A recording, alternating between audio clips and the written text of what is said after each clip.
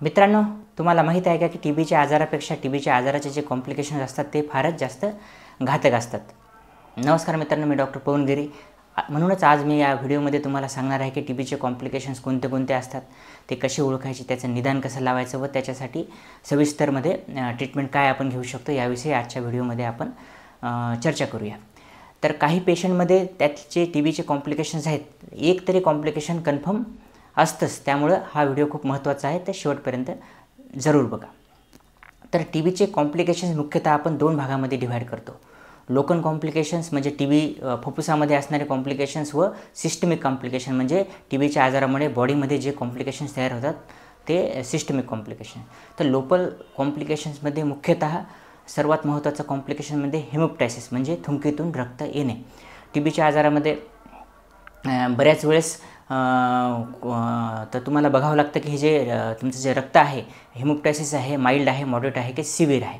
तर सिव्हिअर केसेसमध्ये बऱ्याच वेळेस तुम्हाला हे जे ब्लड आहे हे पल्मोनरी आर्टरी किंवा ब्रॉन्कियल आर्टरीमध्ये मधून ब्लिडिंग होऊ शकते. त्यासाठी तर आपल्याला सिटी पल्मोनरी अँजिओग्राफी करावं लागते, ब्रॉन्कियल आर्टरी एम्बोलायझेशन करावं लागतं व मेजॉरिटी केसेसमध्ये ब्रॉन्कोस्कोपी करी आपल्याला इंटरनल ब्लिडिंग ही बंद करावी लागते. दुसरं कॉम्प्लिकेशन म्हणजे ऑब्स्ट्रक्टिव्ह एअरवे डिसीज, जसं की टीबीमुळे होणारं ब्रॉन्किएक्टॅसिस, ब्रॉन्कायटिस, COPD, अस्थमा यासारखे आजारही टीबीच्या नंतर होऊ शकतात व त्याच्यामध्ये मुख्यतः आपण ब्रॉन्कोडायलेटर नावाचे मेडिसिन्स घेत असतो. बऱ्याच वेळेस ते लाईफ लाँग घ्यावे लागतात. थर्ड कॉम्प्लिकेशन्स म्हणजे टीबीमुळे आपल्या फुफ्फुसामध्ये ज्या कॅव्हिटीज होतात त्या कॅव्हिटीमध्ये फंगल इन्फेक्शन होणे, त्याला आपण फंगल बॉल असं म्हणतो. तर फंगल बॉल किंवा फंगल इन्फेक्शनमुळे बऱ्याच वेळेस तुम्हाला फीवर येऊ शकते, हेमोप्टायसिस म्हणजे थुंकीतून रक्त येऊ शकते. तर याच्यासाठी आपल्याला CT स्कॅन व ब्रॉन्कोस्कोपी करावी लागते, जेणेकरून हे जे फंगल इन्फेक्शन आहे हे कुठलं आहे, की कॅन्डिडा आहे की ॲस्परजिलस आहे का किंवा कुठल्या टाईपचं, याच्यासाठी ब्रॉन्कोस्कोपी करून आपण जे फंगल इन्फेक्शनचं डायग्नोसिस करत असतो. चौथं कॉम्प्लिकेशनमध्ये ट्युबरक्युलर एंडोब्रॉन्कायटिस किंवा ट्युबरक्युलर ट्रकायटिस. यामध्ये टीबी इन्फेक्शनमुळे जे आपली मुख्य श्वसन नलिका आहे किंवा जे मेजर ब्रॉन्का आहे यामध्ये सूज येते, इन्फ्लमेशन होते, त्यामुळे त्याचं अल्सरेशन्स होतात. नंतर इन्फ्लेमेटरी रिॲक्शन होऊन तिथं स्कारिंग होते व बऱ्याच वेळेस स्कार कार्सिनोमासुद्धा होऊ शकतो.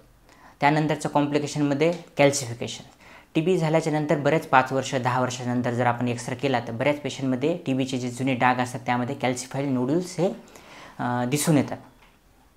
त्यानंतरचं कॉम्प्लिकेशन्समध्ये टीबीची जे कव्हरिंग असते त्याला आपण प्लुरा असं म्हणतो, त्यामध्ये इन्फेक्शन होणे, पस होणे किंवा त्यामध्ये हवा भरणे अशा गोष्टी होतात. त्यामुळे मुख्यतः ट्युबरक्युलर एम्पायमा किंवा निमोथोरॅक्स होण्याचे चान्सेस खूप जास्त असतात. अशा वेळेस आपल्याला ऑपरेशन करून जे इंटरकोस्टल चेस्ट ट्यूब ड्रेनेज किंवा ICD टाकावी लागते. त्यानंतरचं मुख्य कॉम्प्लिकेशन्समध्ये फायब्रोसिस. टीबीच्या आजारामध्ये जर खूप सिव्हिअर आजार असेल तर काही काळानंतर आपल्या लंग्समध्ये फायब्रोसिस होतं व त्यामुळे रेस्ट्रिक्टिव्ह लंग डिसीज होतो व आपले जे फुफ्फुस आहेत ते रेस्ट्रिक्ट झाल्यामुळे त्याची मूव्हमेंट, एक्सपान्शन आणि कंप्रेशन हे कमी झाल्यामुळे पेशंटला दम लागायला लागतो. तर हे झाले लोकल कॉम्प्लिकेशन. त्यानंतर सिस्टमिक कॉम्प्लिकेशन्समध्ये मुख्यतः HBची कमतरता होणे, त्यामुळे पेशंटला थकवा जाणवणे, चिडचिड होणे, हातापायावर सूज येणे असे लक्षणं दिसून यायला लागतात. व बऱ्याच वेळेस जे ट्युबरक्युलोसिसचे पेशंट असतात त्यांना कफ खूप जास्त असतो. त्यामध्ये कफ जास्त असल्यामुळे कफमध्ये आपल्या शरीरातले जे प्रोटीन आहेत त्याचा खूप लॉस होतो, प्रोटीन डेफिशियन्सी होते, मालन्यूट्रिशनचे साईन्स दिसतात, जसं की बॉडी वेट लूज होणे, कॅकेक्झिया लाईक सिम्टम्स आहे ना, भूक लागत नाही पेशंटला, असे सुद्धा सिम्टम्स दिसतात. त्यानंतरचं कॉम्प्लिकेशनमध्ये पल्मोनरी हायपरटेन्शन. यामध्ये सुद्धा जे लंग्स किंवा राईट साईडचे जे प्रेशर्स आहेत हार्टचे ते वाढल्यामुळे पेशंटला दम लागतो, पेशंटच्या पायावर तोंडावर सूज येते, हार्ट फेल्युअरमध्ये जातात.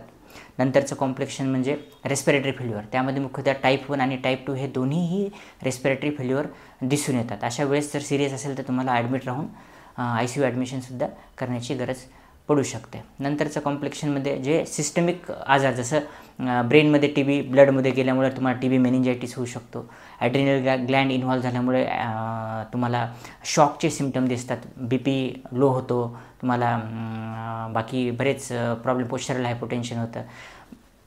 तसे टीबी वाईड स्प्रेड ज्या ज्या ऑर्गनमध्ये पसरेल त्या ऑर्गनचे तुम्हाला प्रॉब्लेम्स दिसून यायला लागतात.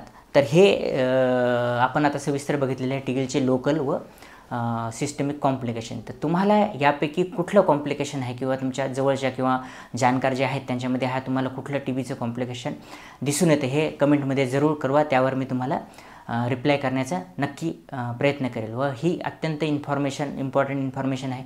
तुमचे नातेवाईक व मित्रापर्यंत शेअर करा. चॅनलला सबस्क्राईब करा. धन्यवाद.